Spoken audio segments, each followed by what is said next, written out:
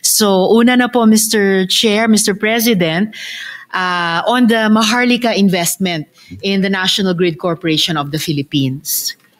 Gusto natin maiwasan na masayang ang 19 billion pesos na investment na ginawa ng MIF sa NGCP para sa renewable energies.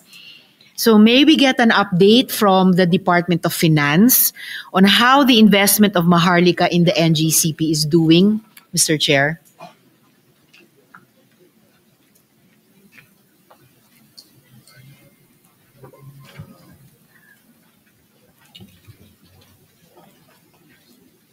So, insofar as the investment in NGCP via the holding company, which is I believe is Synergy Grid.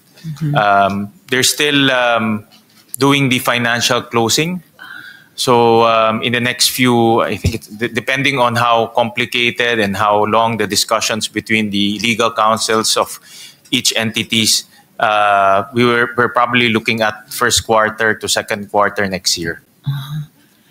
So yung 19 billion pesos po, Mr. Chair, hindi pa aktual na ipupuhunan na sa NGCP ng Maharlika kasi hindi pa na kompleto yung financial closing. So, correct. So okay. May mga negotiations pa hong mangyayari.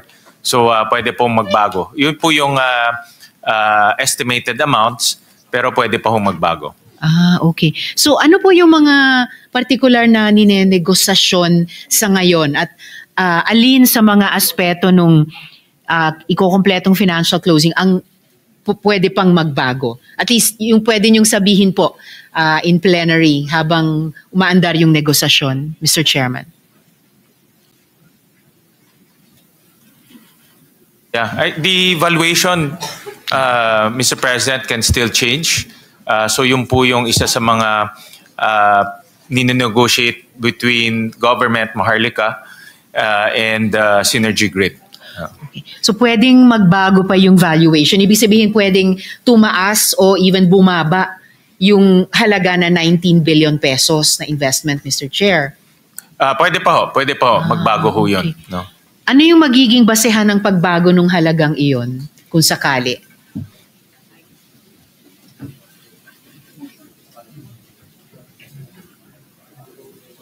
Ang pwede hong maging dahilan ng pagbabago is number one is the market value of the investment. Synergy Grid is a publicly listed company, so titignan rin po yung valuation nitong kumpanya. And then, of course, tinitignan rin po yung risk to the investment. So these are all factors na pwede pong magbago pa doon sa presyo po. Ano po yung kinoconsider na mga risks sa negosasyon sa ngayon, Mr. Chair? Well, typically since this is a regulated entity, it's a regulatory risk, yung isa sa mga tinitignan.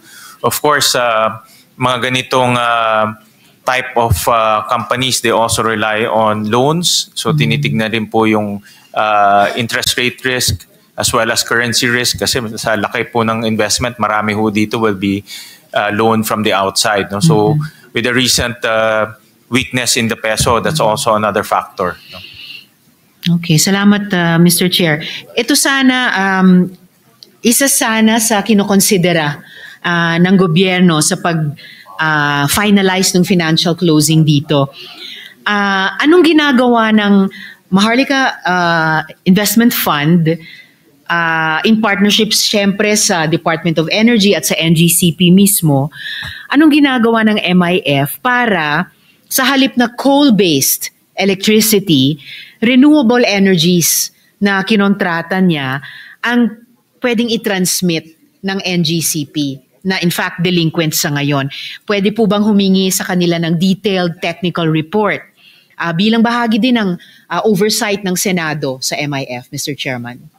Insofar as NGCP and the transmission companies concerned, ang negosyo ho nila mag-transmit lang ng kuryente.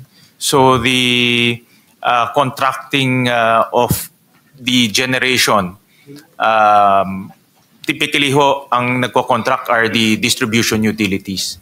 So binabayaran lang po yung NGCP ng wheeling charge in terms of electricity transmission. Pero yung kontrata ho is between the distribution companies and also the generation companies. So it's the call of the distribution companies kung bibili ho sila ng mas maraming fossil fuel o mas maraming RE. Pero ngayon ho meron ng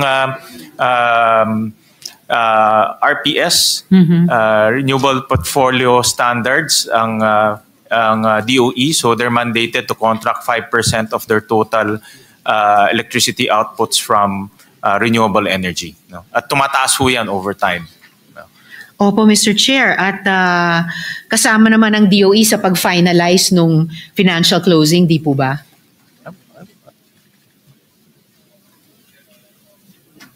Yeah, kasama ho sila. I think mostly on the technical aspect as well. Alam ho ni Senator Risa yung national security aspect of this asset. So I'm nagko-consult rin sila with DOE regarding this aspect as well. Opo. In fact, Mr. Chair, hindi naman ako magtatanong tungkol sa, for once, no, na sa paulit-ulit nating pagtatalakay sa NGCP, hindi ko naman itatanong ngayon yung national security aspect. Mas yung dahil recently nagkakaroon ng mga problema na ipasok sa grid ang mga na-generate na renewable energies. And meron din pong recent policy shift sa Department of Energy na nababahala po yung mga renewable energy advocates. Alam po ito ng chairman na parang bibigyan ulit ng espasyo ang coal-based electricity sa kanyang dating preferred status, sa halip na mas i-push talaga yung pag-mainstream ng RE sa ating energy mix, simula pa lang dun sa pag-upload sa grid. So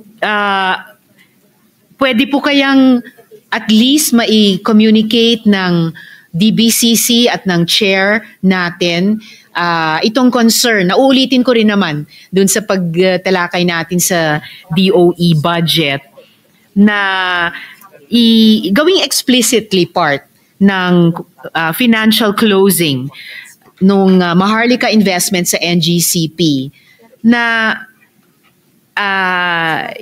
matatransmit talaga ang renewable energies sa pamamagitan ng grid natin, Mr. Chair. I suggest, Senator Risa, that we can take that topic up with the DOE. Alright. Alam ko ho yung tinutukoy ng ating senadora. Ito po yung coal moratorium na nagbigay ho sila ng additional qualification on the moratorium. Pag expansion, hindi na raw kasama sa moratorium. So ito alam ko ay maraming concern dito sa expansion ng kanilang moratorium. No? So pwede ho nating pag-usapan at talakayan during the budget ng DOE. But insofar as the transmission is concerned, ang transmission business is normally just transmitting electricity from the GenCo all the way to the DU, the distribution utilities. Ang distribution utilities ho talaga ang merong desisyon kung saan sila bibili ng kuryente o anong uring kuryente ang kanilang bibilin. I understand, Mr. Chair. But then again, certain language can be introduced dun sa financial closing on the part of national government para higit na i-encourage yung pagpapapasok ng renewable energies sa grid natin. In the detailed, pwede po bang makatanggap ang Senado ng detailed technical report bilang tulong sa atin, sa oversight natin sa Maharlika moving forward, Mr. Chair? Yeah, andito po ang si Secretary Recto who sits as an ex officio chairman of the Maharlika. So pwede ho silang magbigay ng mga technical reports. For example, maganda ho yung tanong niyo, yung evaluation report, kung ano ba ang ginamit nilang evaluation methodology on their investment, as well as beyond the evaluation. For example ho, ano ba ang, from a national security aspect, ano ba ang benefit ho sa atin. No? So we can request a report in confidence. I am sure confidential Sure, yan Mr. na Chair. isubmit ho sa Senado. Okay, maraming salamat po, Mr. Chair.